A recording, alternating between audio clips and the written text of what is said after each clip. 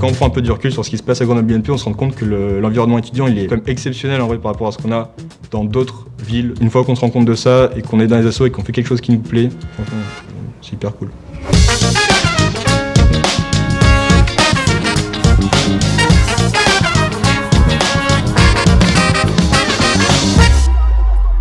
Donc moi c'est Nathan, je suis sapeur-pompier volontaire à la caserne de Saint-Romban dans l'Isère depuis un peu plus de 5 ans. Je m'appelle Mathilde Neumer, je suis étudiante en 3e année à l'ENSIMAG, je suis vice-présidente étudiante de Grenoble INP. Victor, président du RAID Grenoble INP. Je m'appelle Léa, je suis plutôt très engagée au sein de Grenoble INP, notamment Impulse Adelphi, qui est l'asso féministe et LGBT de Grenoble INP. Bonjour, moi c'est Baptiste, je suis président du BDE ou du Cercle Génie Industriel. Je m'appelle Lucas Léninger, je suis président du Grand Cercle. Bonjour, je m'appelle Noémie Niquez, je pratique la flûte traversière depuis que j'ai 7 ans. J'en ai fait pendant plusieurs années au conservatoire et plus récemment à la fanfare.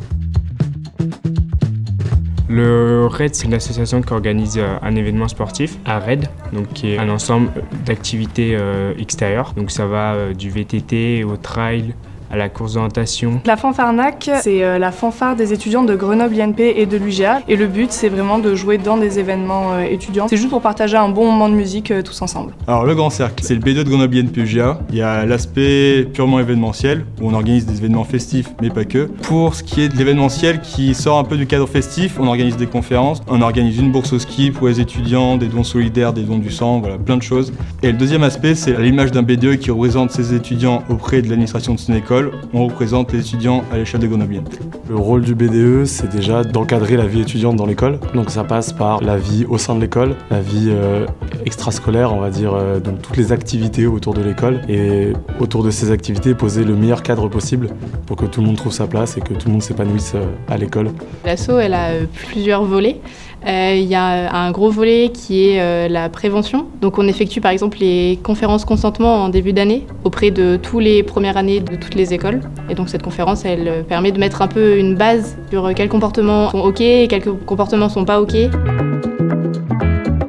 Le VPE ou vice-président étudiant, c'est un peu comme un gros délégué, c'est un étudiant qui fait le lien entre les étudiants de toutes les écoles de Grenoble INP et l'administration. Sur mon temps libre, je me rends disponible pour la caserne pour pouvoir permettre d'assurer des départs en ambulance ou en fourgon ou d'autres véhicules pour pouvoir du coup porter assistance aux personnes qui le requièrent. Le plus gros rôle des présidents, c'est vraiment arriver à manager toute l'équipe et à emmener l'équipe vers la réalisation du projet final. La charge de travail du président, elle est répartie sur toute l'année puisqu'il faut suivre tous les événements qu'on organise et s'assurer que tout se passe bien. En astreinte du mois, ça doit faire 5 ou 6 jours par mois. Ça demande du temps, il faut le prendre sur son temps personnel. Du moment que c'est cool de le faire, qu'on prend du plaisir à le faire, ça pose pas de soucis. Je dirais que c'est beaucoup d'organisation. J'anticipe beaucoup avec du coup mon emploi du temps pour pouvoir dire est-ce que je pourrais être à l'astreinte ou pas. J'essaye vraiment de distinguer chaque chose, vraiment prendre un temps où je vais faire le RAID et un temps où je vais faire les études. Moi je pense que j'ai frôlé le burn-out associatif. Je suis aussi partie à la COP27 avec mon école, ce qui est un gros engagement. Je pense que ce qui m'a un peu sauvée par rapport au cours, c'est que j'avais une filière qui était beaucoup sur le contrôle continu. Il y a en effet cette demande de statut engagé qu'on peut faire auprès de l'établissement. La valorisation par le statut engagé, elle peut prendre la forme de crédit ECTS avec ou sans aménagement de scolarité, donc ça veut dire avec des cours en moins. Et ça allège quand même un peu l'emploi du temps.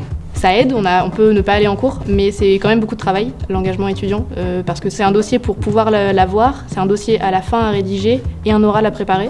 Donc c'est quand même beaucoup de travail. Pour moi, ça vaut le coup. Les formes d'engagement qui sont reconnues par le statut engage, c'est d'abord l'engagement associatif, notamment en tant que président d'association, l'engagement en tant qu'élu, par exemple en tant que VPE, et aussi l'engagement citoyen, comme par exemple faire du tutorat dans le cadre du projet 1G+. Je pense que la compétence principale qui est développée, ça reste un peu une prise de responsabilité. Je pense qu'on retrouve des compétences managériales et des compétences d'organisation du coup que je peux mettre en commun avec ce que j'apprends à l'IAE. Ça me permet de travailler sur des compétences de communication. La coordination d'équipe, le management, savoir faire des réus, savoir faire des comptes rendus de réus. L'organisation, beaucoup, il faut être vachement organisé parce qu'il y a beaucoup de choses à faire.